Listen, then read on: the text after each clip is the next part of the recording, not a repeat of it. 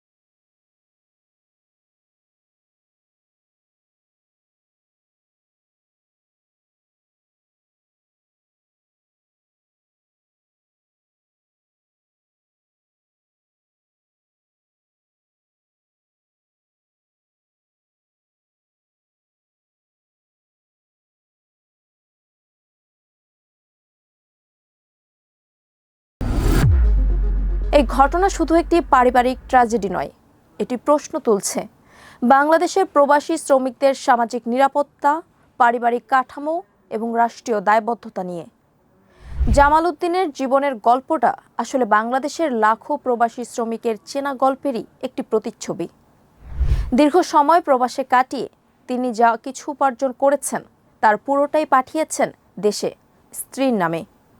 নিজের জন্য কিছু জমাননি, কোনো সঞ্চয় রাখেননি, কারণ প্রবাসী শ্রমিকদের কাছে পরিবারই ছিল তাদের বিনিয়োগের একমাত্র ঠিকানা। কিন্তু বার্ধক্য আর অসুস্থতা যখন এসে ভর করল, তখন সেই পরিবারই তাকে আর প্রয়োজন মনে করল না।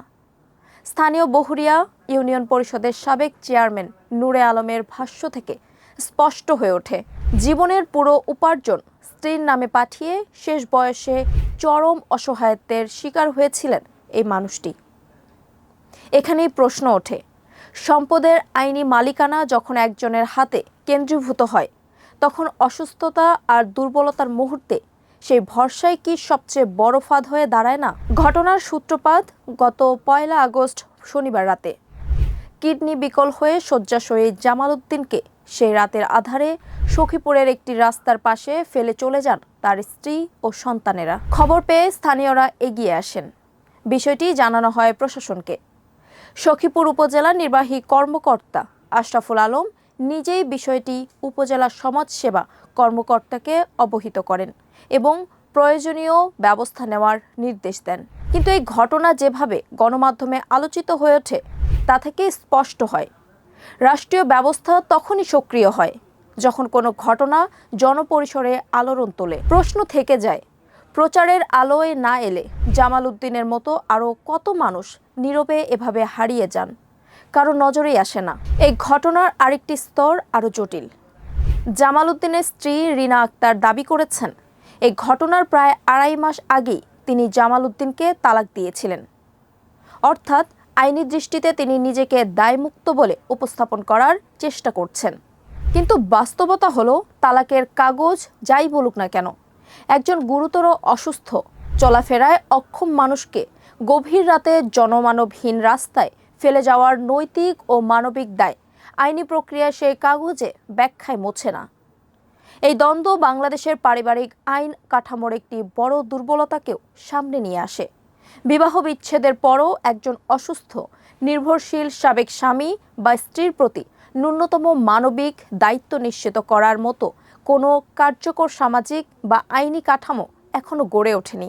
রাষ্ট্রীয় উদাসীনতার শূন্যস্থান পূরণ করতে এগিয়ে আসে গ্রামবাসী। স্থানীয় যুব সমাজ ও সমাজ সেবা অফিসের সহযোগিতায় জামাল উদ্দিনের চিকিৎসার উদ্যোগ নেওয়া হয়। মানুষ নিজ উদ্যোগে চাঁদা তুলে তার চিকিৎসার ব্যয় বহন করার চেষ্টা করেন।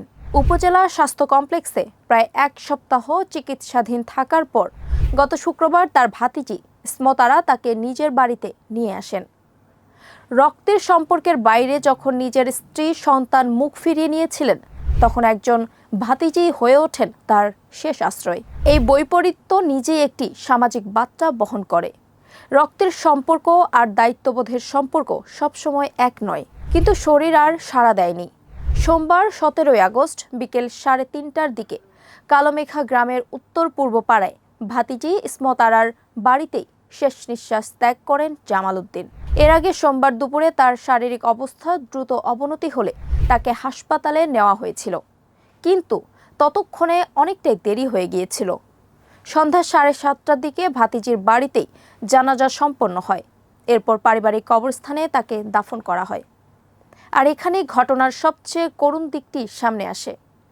যে মানুষটি সারা জীবন প্রবাসী থেকে পরিবারের জন্য উপার্জন করে গেছেন, তার নিজের দাফনের খরচ জোগাতেও আবার গ্রামবাসীর কাছে হাত পাততে হয়েছে। জীবনভরের পরিশ্রম আর ত্যাগের বিনিময়ে শেষ পর্যন্ত তিনি রেখে যেতে পারলেন না নিজের সৎকারের খরচটুকুও। জামাল উদ্দিনের এই মৃত্যু বিচ্ছিন্ন কোনো ঘটনা নয়। প্রতি বছর লাখ লাখ বাংলাদেশি প্রবাসে গিয়ে দেশের রেমিটেন্স অর্থনীতির মেরুদণ্ড শক্ত করেন, অথচ বার্ধক্য বা অসুস্থতার মুখোমুখি হয়ে দেশে ফেরার পর তাদের জন্য কোনো সংগঠিত সামাজিক নিরাপত্তা বলয় নেই।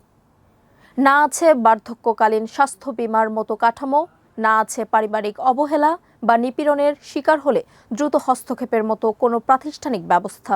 ফলাফল হলো একজন মানুষ যিনি সারা জীবন রাষ্ট্র ও পরিবারের জন্য অবদান রেখেছেন, শেষ বয়সে তাকেই সবচেয়ে অসহায় অবস্থায় মরতে হয়। আর তার পাশে দাঁড়ায় কেবল প্রতিবেশী আর অচেনা মানুষের সহানুভূতি, রাষ্ট্র বা পরিবার নয়। জামাল উদ্দিনের গল্প তাই কেবল একটি পারিবারিক বিরোধের গল্প নয়, এটি একটি আয়না যেখানে প্রতিফলিত হয় হাজারো প্রবাসী শ্রমিকের অনিশ্চিত ভবিষ্যৎ, পারিবারিক কাঠামোর ভঙ্গুরতা এবং রাষ্ট্রীয় নিরাপত্তা বলয়ের অনুপস্থিতি।